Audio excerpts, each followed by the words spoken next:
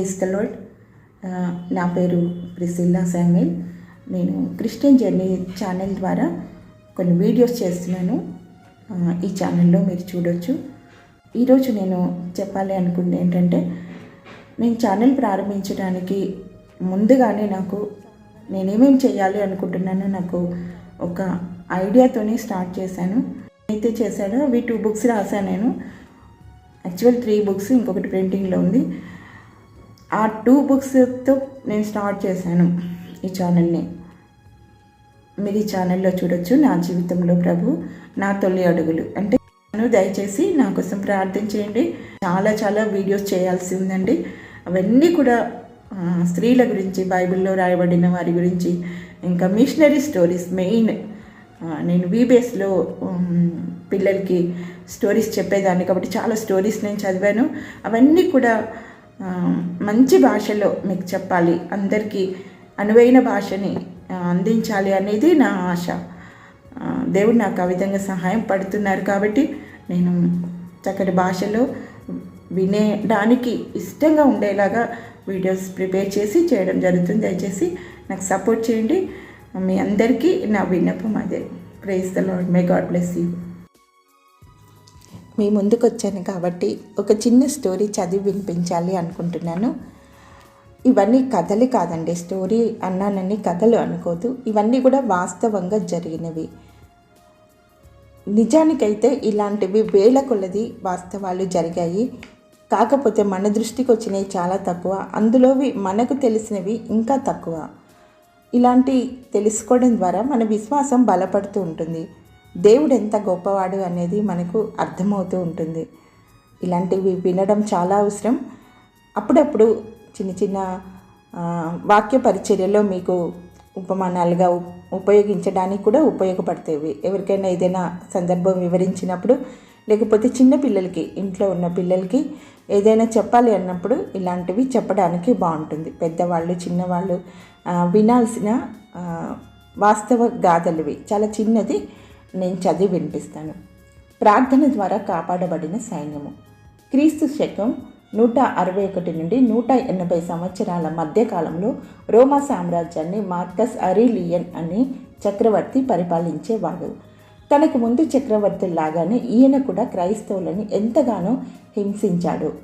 ఈయన కాలంలోనే మహాభక్తుడైన పాలికార్ప్, బానిస బాలికలైన బ్లాండినా మరియు జస్టిస్ మార్టర్ మొదలగు భక్తులందరూ హతసాక్షులైనారు.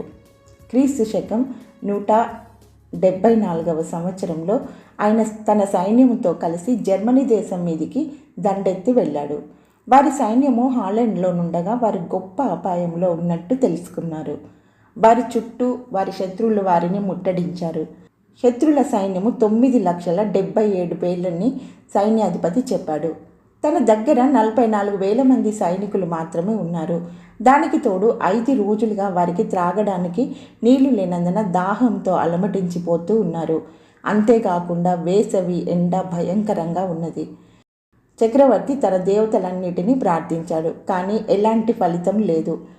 చివరికి ఆయనకు ఒక ఆలోచన తట్టింది. ఈ క్రైస్తవుల దేవుణ్ణి వేడుకుంటే ఏమవుతుందో చూద్దాం అనుకున్నాడు. తన సైన్యంలో ఎవరైనా క్రైస్తవులుంటే ధైర్యంగా ముందుకు రమ్మని పిలుపునిచ్చాడు. సైన్యంలోనున్న రహస్య క్రైస్తవులు ముందుకొచ్చారు. ఈ భయంకరమైన విపత్తు నుండి మనలను కాపాడమని మీ దేవునికి ప్రార్థన చేయండి అని ఆజ్ఞాపించాడు. క్రైస్తవ సైనికులు యుద్ధాన్ని ప్రారంభించారు. అయితే ఈటెలు, కత్తులు వంటి ఆయుధాలతో కాదు. అలాంటి సిద్ధపాటు వారికి ఇష్టం ఉండదు. ఎందుకంటే వారి హృదయాలలోనున్న దేవుడు అటువంటి ఆయుధాల ద్వారా విజయాన్ని ఇవ్వడని వారికి బాగా తెలుసు. కాబట్టి వారు నేల మీద సాష్టాంగపడి ప్రార్థన చేయసాగారు. మొదట చక్రవర్తి కొరకు ప్రార్థించారు. తర్వాత సైన్యం అంతటి కొరకు ప్రార్థించారు. దాహము నుండి, శత్రువుల బలాల నుండి కాపాడమని పరలోకపు దేవుణ్ణి వేడుకున్నారు.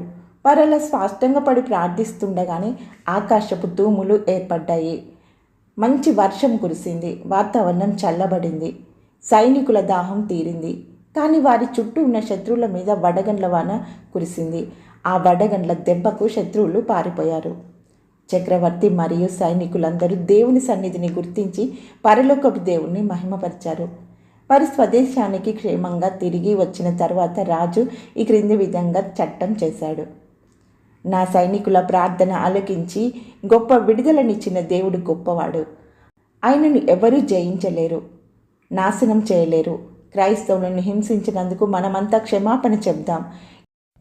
విన్నారు కదా, ప్రార్థన ద్వారా దేవుడు జరిగించిన గొప్ప అద్భుతమైన కార్యం. అన్య జనుల మధ్యలో దేవుడు ఆయన బిడ్డల ప్రార్థన విని చేసిన గొప్ప కార్యం.